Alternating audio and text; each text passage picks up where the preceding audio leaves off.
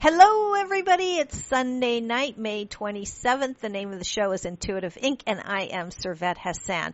We are not live tonight because it is Memorial Day weekend, and I am traveling. But I have a really great show because I got a hold of someone that I knew couldn't do the show live because she's in London, England, and we're in California in the United States. So I wanted to get her on the show, so this is the next best thing. We have Katherine Jegede on the line. She's wonderful. She's written a book. The name of the book is Infinite Possibility, How to Use the Ideas of Neville Goddard to Create the Life You Want. And she's a British television producer and author with a background in science. And we'll find out how that all played in together when we start talking to her. So welcome, Kate. Thank you for joining us today. Thank you.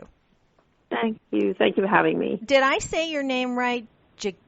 I know you said it for me. I want you to say it because I got close. I know I did. And I went, I tripped on it a little bit. Well, first of all, congratulations. I read your book, Infinite Possibility, and I loved it. I am a huge Neville Goddard fan, and I have all of his books, including in the very beginning of your book, you mentioned his book, 5 Lessons, a few times, and I went, holy cow, I'm going to go look for that. And I ran to my bookshelf and found 5 Lessons and read that again. So there you go. Your book had a huge impact. So I thank you. Now, I have to ask you, I know that you tested all of these principles of Neville Goddard, but what made you to decide to write a book about his beliefs, his philosophy? Okay, so first of all, thank you so much for your compliment about the book. It's so exciting always to talk to someone who is already familiar with Neville. For me, what I did when I first started practicing with his philosophy was I would journal. So I was keeping a diary of my experience. I was very intrigued when Neville talked about knowing or keeping a record of how long it took for things to show up. And coming from a science background and being somebody who was used to recording during the course of an experiment, that's really what I was doing. And so the book was a progression on that. I had all of these notes, loads of journals. I've thrown a lot of them away, but I have kept some.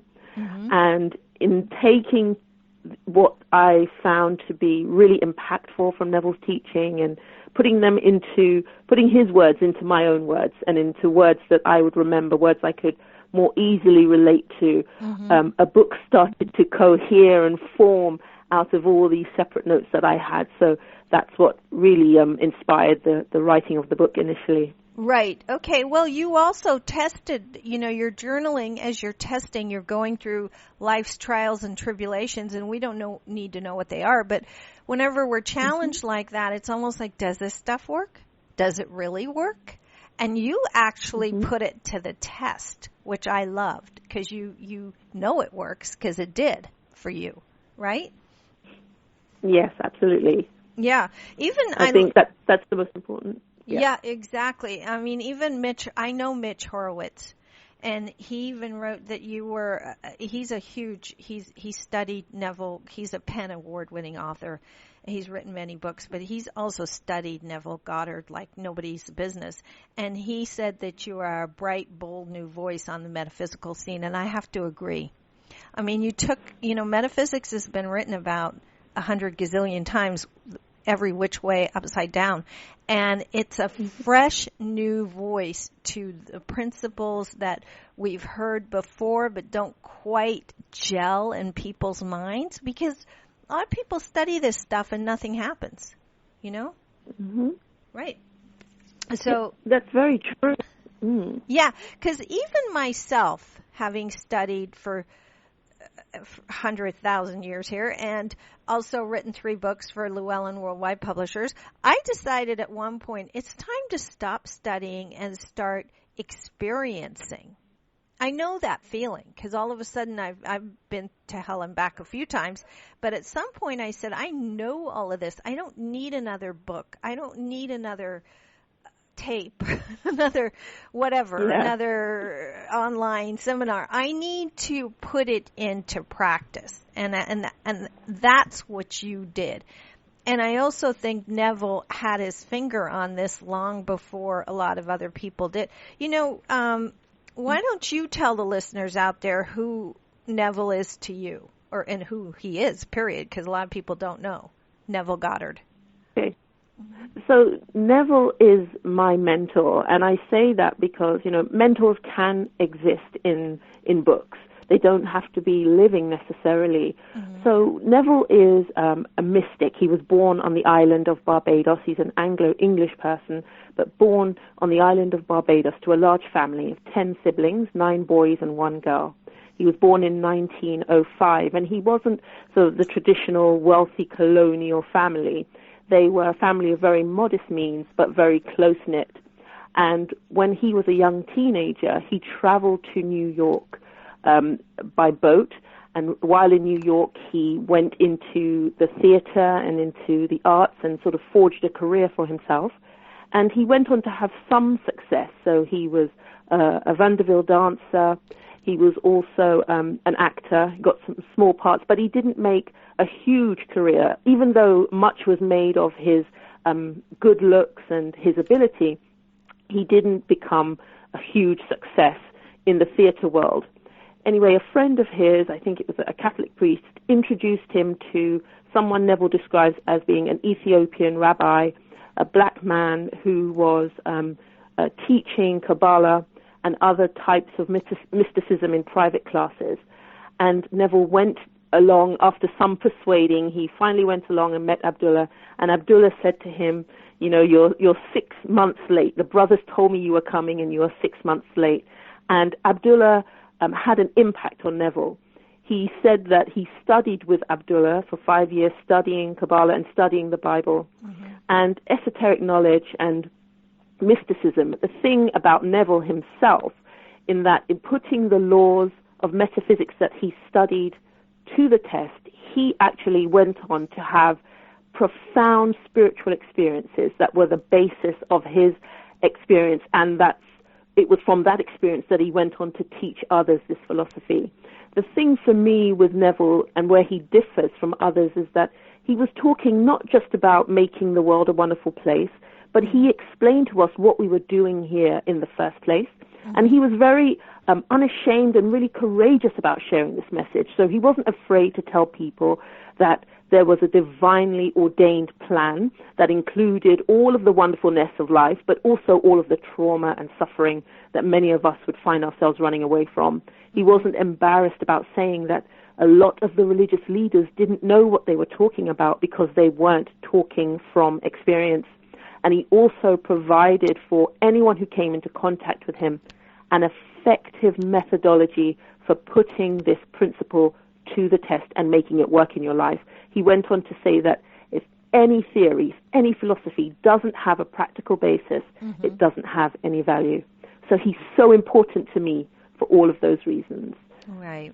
Yeah, it's true, because I remember on several of his lectures and in his books, including 5 Lessons, which I read again a few days ago. And it's not a very big book, so you can easily handle it in an evening, but it kind of encompasses his principles from start to end. But one of them, he tells a lot of stories about how he wanted to go from Barbados to New York and didn't have the money, and would actually visualize himself into the situation he wanted to be in, and lo and behold, it would happen. I mean, he tested his own philosophy again and again, I mean, absolutely, including even with his wife. I remember listening to a lecture years ago about how he knew he would marry her. It was and also talking about Abdullah and all of that. He knew he would find a mentor. It's interesting because it is very practical.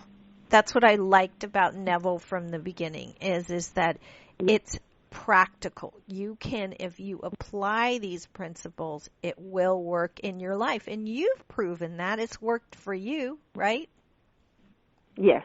Mm-hmm. Absolutely. Okay. So let's talk about some of this, because, Neville, you took his philosophy, his belief system, and you put it into your words, which is why I like the book. Again, for those listening out there, it's called Infinite Possibility, How to Use the Ideas of Neville Goddard to Create the Life You Want. And that by putting it in your own words, I think it's a little easier to understand, a little bit more digestible, if you will, for the average person. Was that your intent? Was that your intent? Absolutely. I think one of the things I loved about Neville is that he was giving people a philosophy that enabled them to start from where they were. But when you read it, it does take a lot to kind of get to grips with the language, the style of language. Mm-hmm. And also because he was someone so steeped in mysticism, I think some of the symbolism of his language would be a little bit difficult for someone who perhaps doesn't have any kind of religious background or any kind of knowledge of metaphysics or mysticism to understand. It would be a little bit tricky. So my aim in writing the book was to make sure that it was something anybody from anywhere could pick up, understand, and want to engage with. Right, exactly. I mean, yes, exactly. Because you took like the basics of what he was saying and then explained it in your own way. Like even when you describe metaphysics, you kind of get down to what exactly that is: observation and and then clarity, and then detachment. Really, are those the three? I think they are. Yes, that's absolutely correct. Yeah. Right. And if you read Neville, you don't get that's the basis, but you sort of put that in a nutshell for everybody, because it truly is. You have to be aware of what you're thinking, first of all. Yes. And then second of all, which is what I do at my lectures and workshops, is the first thing I say to people is, do you know what you want? You have to have that clarity, because if you don't know what you want, how are you going to get there? Exactly. Right? And then detachment. So can you explain those a little bit more for people that are listening that don't know Neville? Okay, sure. So as you said, so that it's knowing what you want. Mm-hmm. So, some people aren't sure about what they want and don't realize that they don't know what they want. So what I start with is an exercise in self-observation. So you're aware of who you are, you know what your face looks like, you know the shape of your body and so on. But then you begin to think, if I said to the average person, what do you want, there would be so many things. So what I say to people is, what is the thing that's on top? What seems to be most important to you? Mm-hmm. And after a while, they will be able to arrive at something, whether it's they need money or they want a relationship or they want a home, or it could be something, it could be someone. But the idea is that by actually quieting the mind, getting still, I say in the book that most of us are familiar with some form of meditation, but it's just that process of calming yourself down, giving yourself a moment and thinking about what you want. If it helps, people can even jot down a list of things on a piece of paper and just go to the thing that stands out to them. And then by detachment, I mean being able to let go of what you presently are in order to engage with what it is you want. And detachment is not as complicated as it sounds. What it really is training yourself to feel neutral about whatever it is the condition of your life is. Mm-hmm. It's actually just not allowing anything about your life to bother you in that moment so that you can connect emotionally to the idea of having the thing you want instead. And then once that happens, it's then a process of how to really immerse yourself into the feeling of having what you want. And I guide people through that in the book. But that's really what it's all about, being able to let go of what you presently are by not letting it bother you and actually beginning to embrace the idea that you are or could be something else. Right.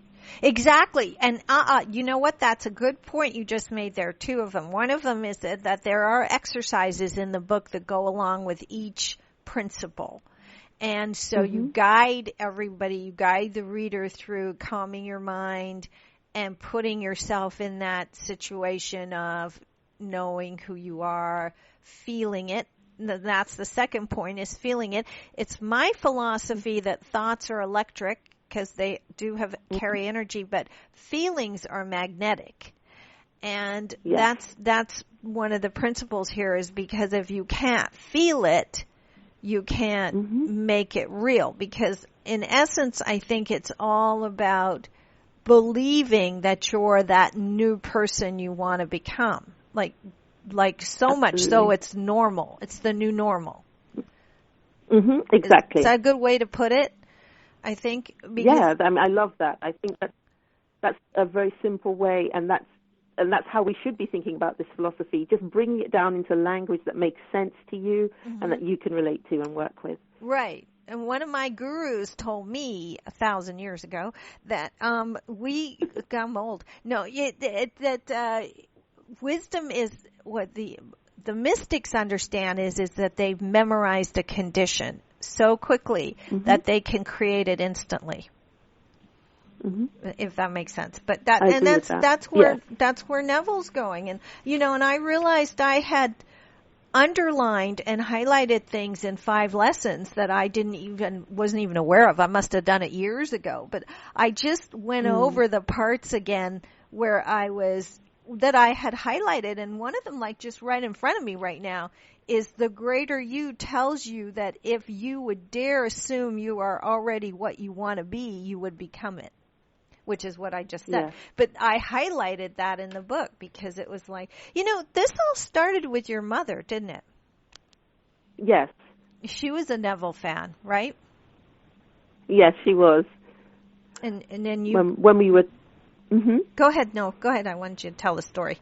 Okay, so when we were children, my mother was always reading some philosopher or other, but she really loved Neville in a very special way, and she would sit us down in the evening to read us a chapter from a book. Actually, 5 Lessons was the first book that she gave me as a teenager. When I first read it, I can't remember how old I was. I must have been about 16 or so. I didn't get it. I didn't understand it. And I didn't really love everything that Neville was saying in it.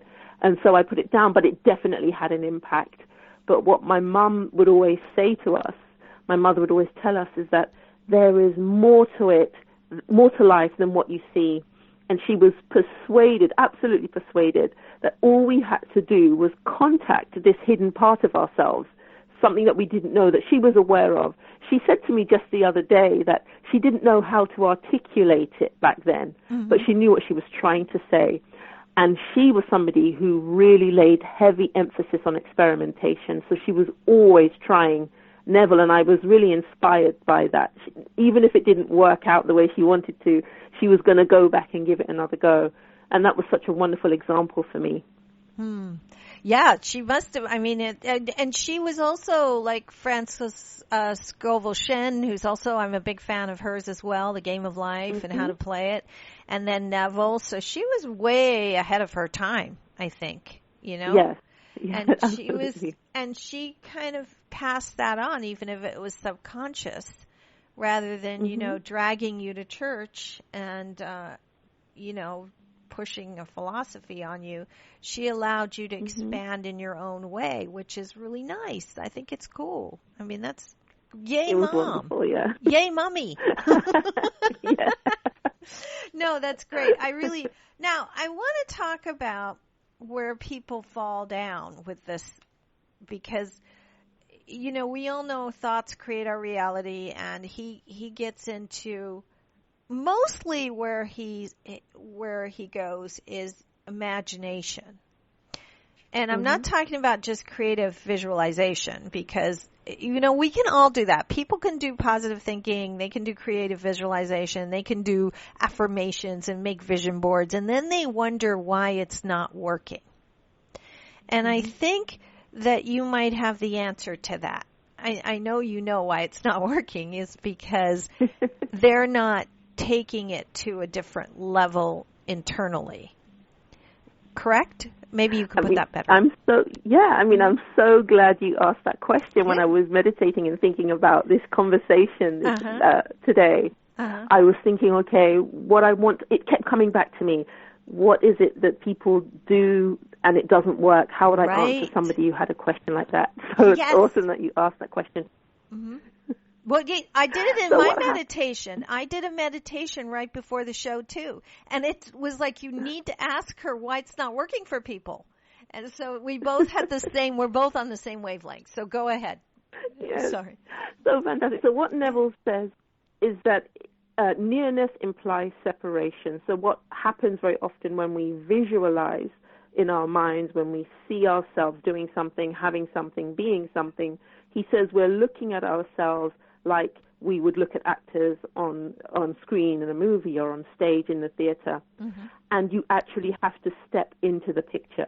Now, I read for a very long time before I understood what Neville meant by that you cannot bring or give the image in your mind the tones of reality until you step into it.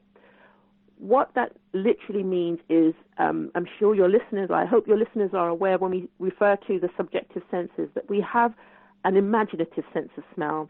We can imagine ourselves smelling something, imagine ourselves tasting, touching, seeing, and hearing. Mm-hmm.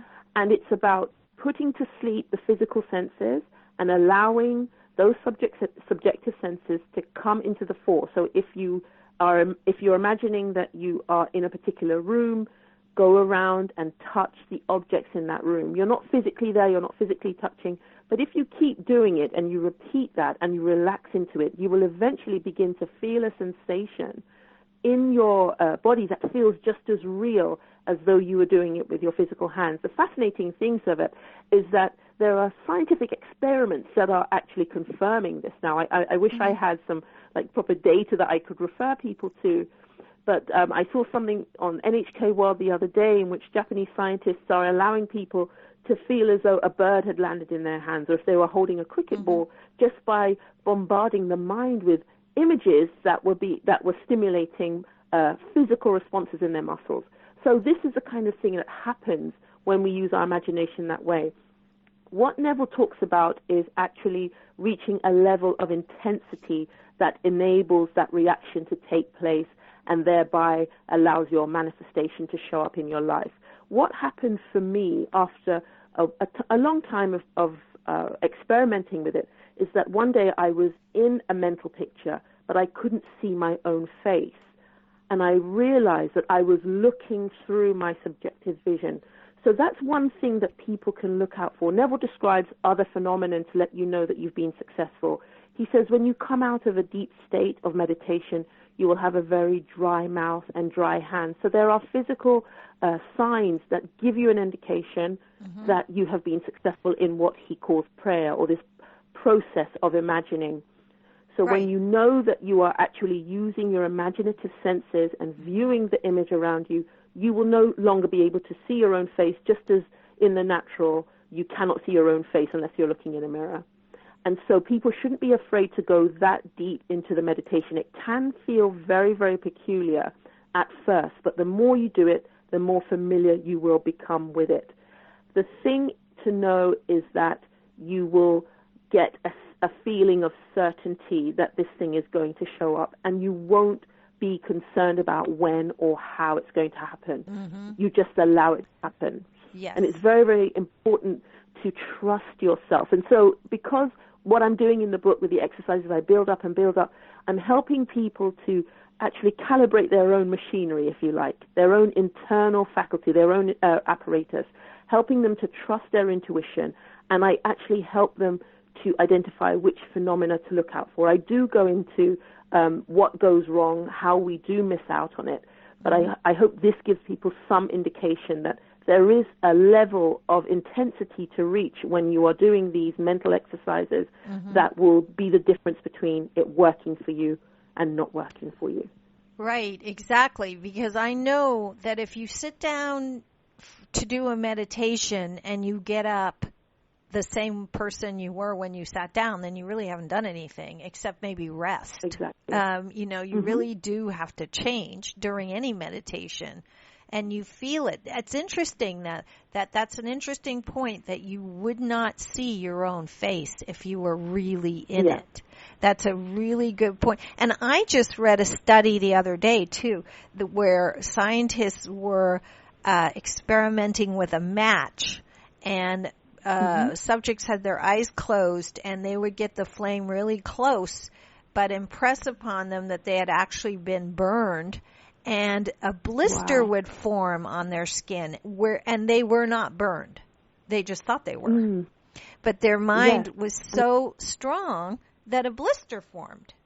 So yes, you can. Yeah, it is amazing. So that's the point you need to get to with what you want. The other thing too is I think people get really trapped in what you just said. It's a good point. They want to know how that's going to happen, and I keep saying forget it. That's none of your business. The universe is more smarter than you, and it will figure it out.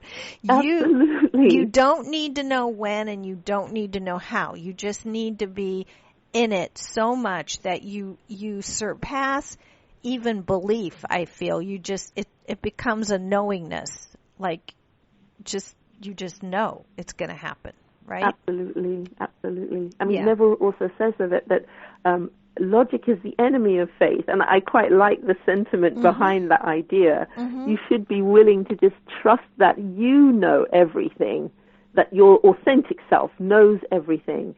And so you do know. You might not know it with your conscious mind, but you do know when it's going to show up. And so you can just trust yourself and wait for it to happen. Exactly. Yeah. There's a great writer. I can't remember the name. But he said, if logic tells you to give up on life, don't give up on life, give up on logic, which I've always kept in the back of my mind somewhere. I have to keep the guy's name in my mind now too, though. But but that's an old saying that I love that. But that's where people have a hard time. They want to know how and when. And I keep saying, it doesn't matter. Just know if it's already a done deal, then you can't go into time and place. You just have to stay in the now, letting go of who you are, because you can't become someone new from who you are already, and to forget about time and place and that kind of thing. And the other thing people get confused, I think, a lot with is they try to be all of it. Like, I'm going to be a successful writer, bestseller on Oprah, driving a Mercedes, and they're trying to get it all into one picture. And I'm like, just have the feeling that it's done. And if it were, you wouldn't be doing that either. Do you know what I mean? You would very much. I mean, that's exactly what I would have said had I been asked. I think I say to people that say to me, how do I know when I know? And I said, well, if you think about whatever it is you might do for a living now, if you're a school teacher or a police officer or a fireman or whatever, if I said, what did you do for a living, you would have a particular feeling in answering that question. It's a certainty. I know that I am a school teacher. I know that I'm a police officer or whatever. And that's the level of certainty you will reach when you let it go and you allow this seed to germinate. Exactly. And then the other things would naturally be a part of that anyway, because if you were hugely, so let's say I'm really rich, then I wouldn't need to be worried about what kind of car I'm driving. I just know I drive a nice car. You know what I mean?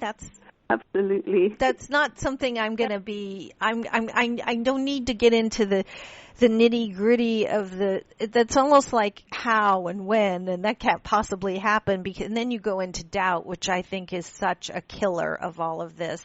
But it just is not necessary to get into the house, the car, the home.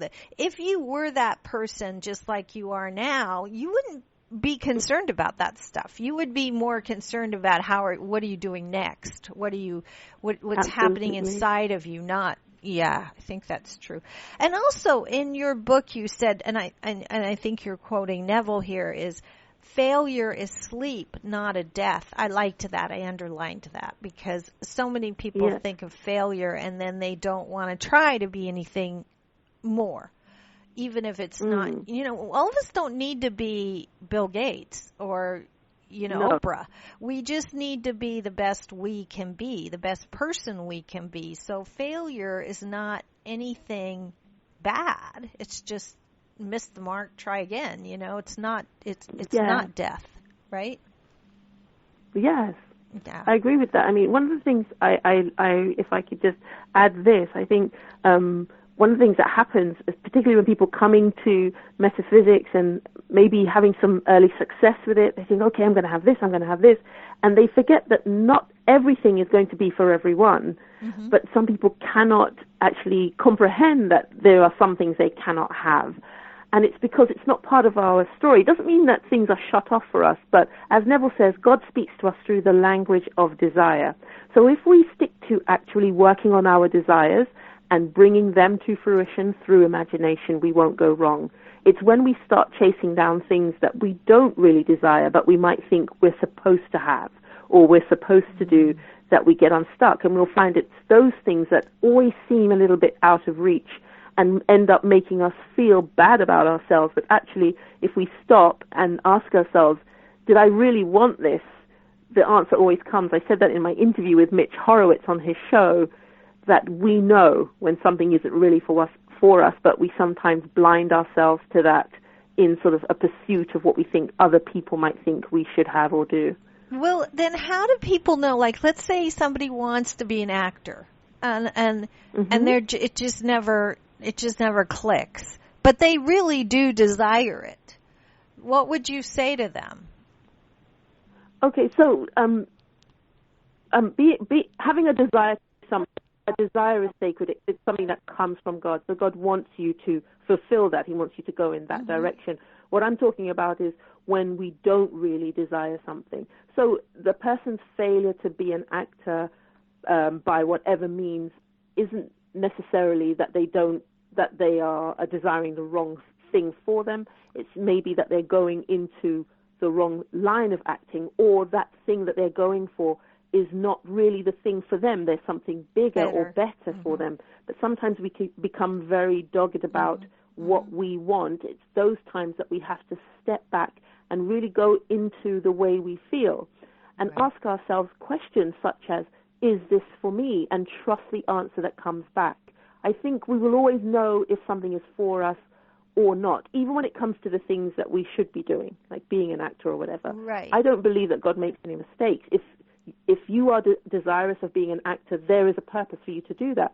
But maybe you're going for a play or a role in a film, and your job is for a television series or something else, because the plan or the purpose of that desire will be fulfilled in a different way. Exactly. And Buddha said it best. Sometimes not getting what you want is the best thing that could ever happen to you. Absolutely. Yeah. And I remember a long time ago somebody wanting a part at a lecture, and he kept saying he wanted this part so badly, and he was writing affirmations 9,000 times. You know what? He did get the part.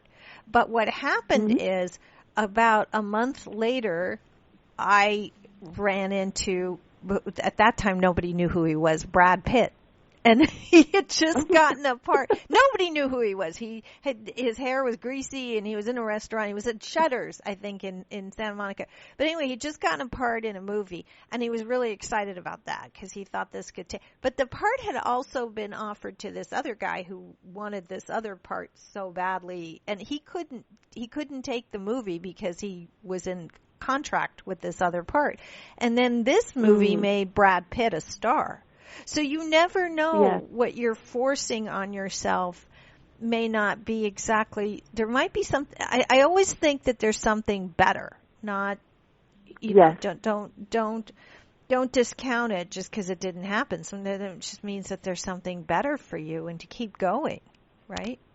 I agree with that. Yeah. Now you talk about, well, first of all, we're like more than halfway through the show. So I do have to say, Katherine, how do people find, are you doing talks on this? What are you doing personally? Okay, so right now I'm frantically trying to finish my second book, and we're promoting this one, of course. And I'm going to be doing some clips with the New Thought channel. I mean, there are things in the pipeline. I think for me at the moment, if anybody wants to reach out to me or know more from me, the best thing to do is just to find me on Facebook for the time being. But we will be making announcements there as well about projects that are upcoming. I have things in partnership with another large publication, so there's stuff happening. Good. But for now, if anybody has any questions for me, just reach out to me on Facebook, and it's just search for me, Katherine Jegede, on Facebook. Jegede, I'm going to spell that, is Jegede. And Katherine is Katherine, but, it's an unusual name. Jegede, so again, Jegede on Facebook. And congratulations on book number 2. I know how this goes because you're trying to promote one book and finish another one at the same time. And it's like, it's hard. And then it's all about marketing and you've got to get yourself out there. What is your next book about? So it's more of the same. I'm excited to say. I don't want to say too much about it, but I'm really excited. It's, I suppose, goes more into the esoterica.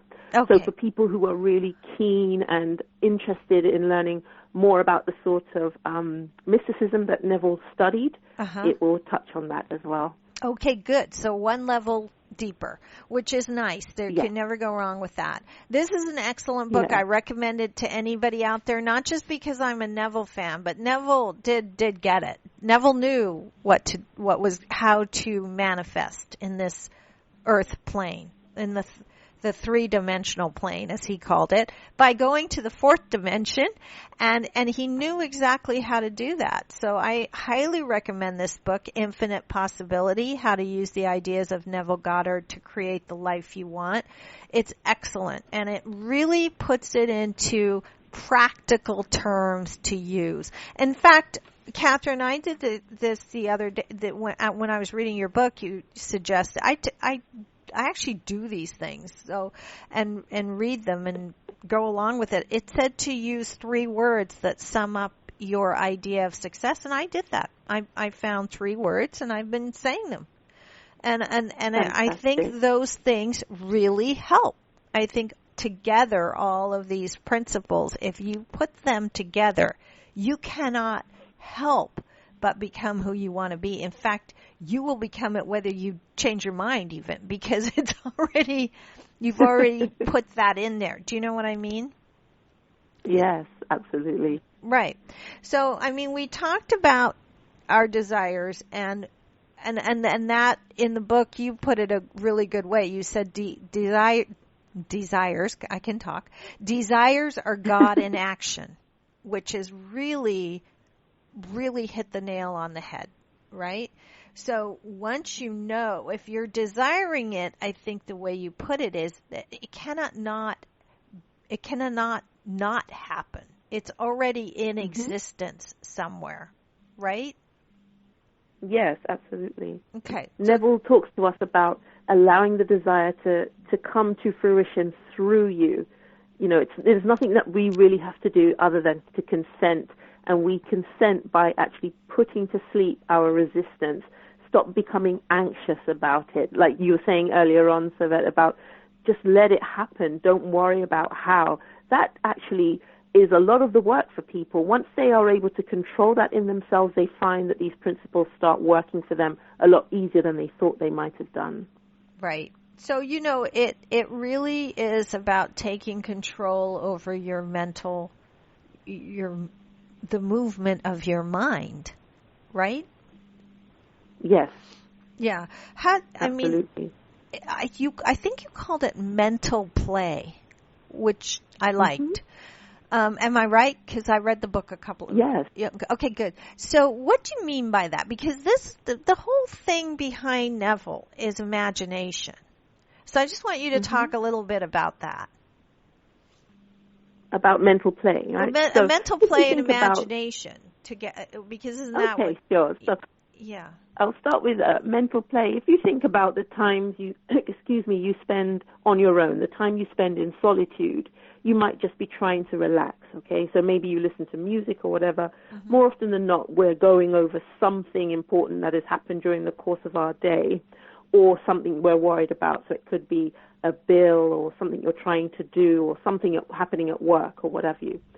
So we give a lot of time mentally. We're not saying anything. We might be lying down or sitting in an armchair, and our mind is wandering in all sorts of directions. By play, what I mean is using those times of solitude to imagine specific things that make you happy. It could be something that you're doing, something wonderful in your life, something wonderful in the life of another person. This isn't thinking about something to a specific end. It's just allowing your mind to turn over very, very pleasant and lovely ideas. All of the exercises are designed to help strengthen our communication between our physical and our authentic beings. And that's one of the things that you can do. Sometimes when you're trying to do a metaphysical process or to perform a metaphysical prayer, people can become anxious about it because you're invested in its success. But in moments of mental play, you're not actually trying to achieve anything. So you're just enjoying having a communication between yourself and imagination, and I'll go on to that. So Neville says imagination is God. It is the source of all that is. And I think people shouldn't be shy or anxious about terms like God or divine mind. Just use whatever term is comfortable for you. I use God because of its meaning to me. So what we're talking about is, if you think of science, we know about subatomic particles and all of that. Well, even subatomic particles and the smaller components of subatomic particles, need a source. They have to come from somewhere. So if you think about God as being, or imagination as being, the underlying source of everything that exists, what we're saying is that through your authentic being, you gain access to that. You make a discovery about the nature or the substance of that authentic being. And something like mental play can actually be very effective in opening that channel of communication.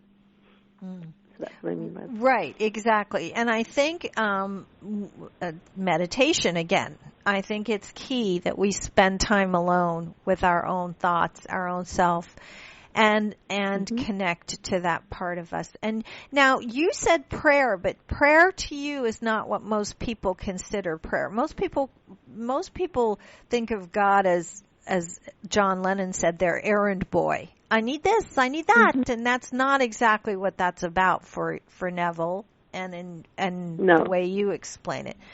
Yeah, explain prayer. Okay. So prayer, in metaphysical terms, is movement of the self. So the subjective being or the imaginative man, or if you think of your mind, if that's more easy for people to understand, it's the movement of your mind and occupying different psychological spaces. Now, we already exist in a psychological space. You may be aware or consciously aware of being somebody who is wealthy or someone who is poor or someone who is in a state of ill health. We occupy any number of psychological states. By prayer, we mean actually seeking after, through feeling, a particular psychological state and then contacting it by coming to rest when we find it. So if you allow your mind to wander through an endless sea of ideas or concepts about what is possible for you as a human being, when you come across something that resonates with you, so for instance, if you're not feeling well, you can feel after health or feeling good, feeling better, and you begin to look into that state or play with or engage with that idea of feeling better or being healthy by thinking about yourself in those terms. And for me, when you make that contact, and you're able to establish a connection between that new state and where you presently are, that for me is a successful prayer. Right. Exactly. Yeah. And it all comes down to our present state of consciousness. If right? I mean, that's where yes, absolutely. In other words, our consciousness is what's creating our reality, not anything else. It's all an internal consciousness that. So, is there one tip that you can give people to change their consciousness? Why? That's not fair. Maybe there's not.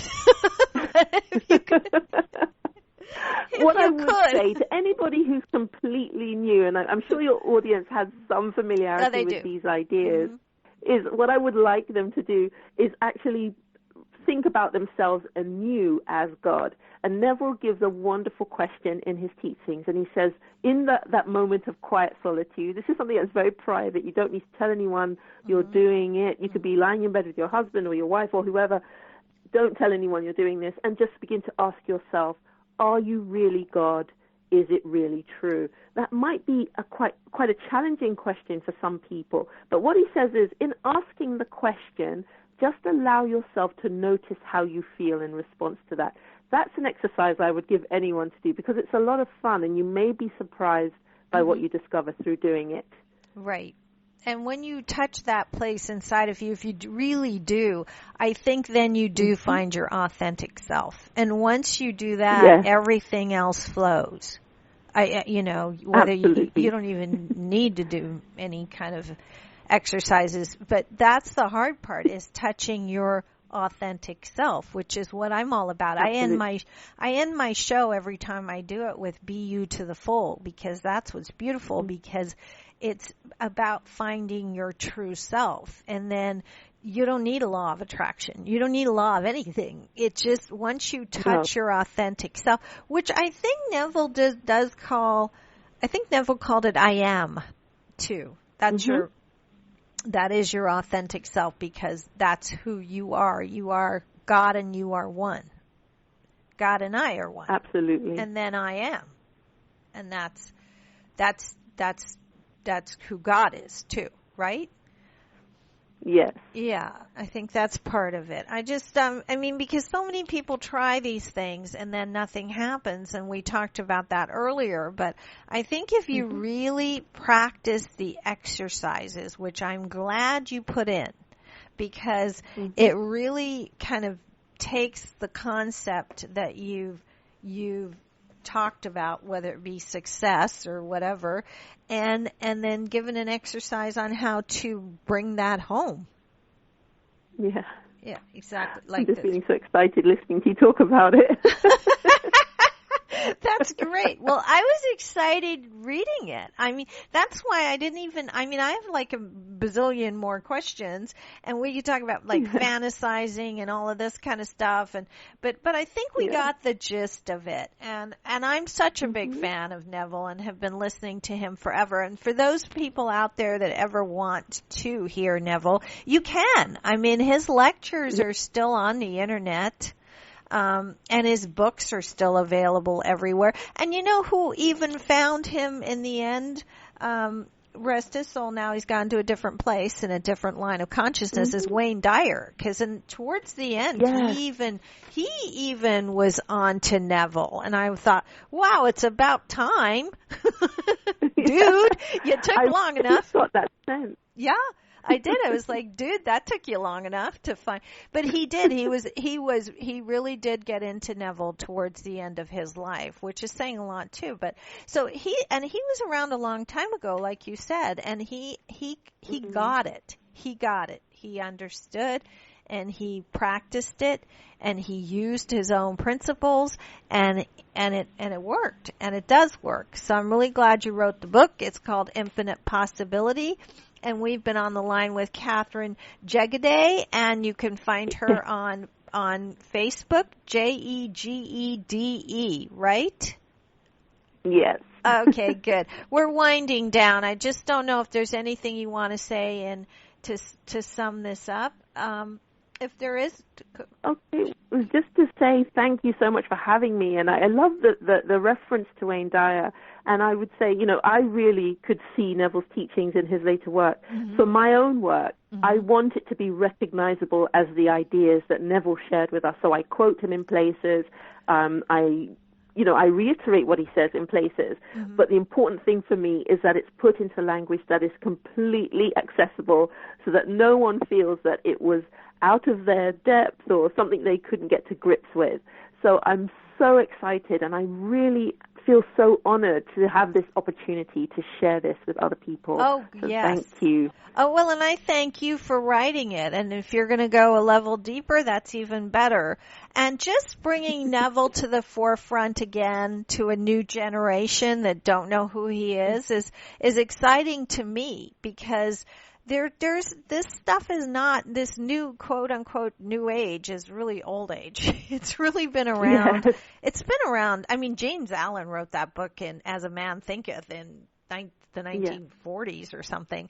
So, we really, it's making it understandable for people in whatever state they're in is the key, I think, is the key. And that's what I've always been about. I've always been about trying to help people find their authentic self in a way that works for them. Because if it doesn't, it's just wasted time. You can keep doing those vision boards and stuff, but hey, if you don't get deeper, it's not going to, it's just wasting time actually then.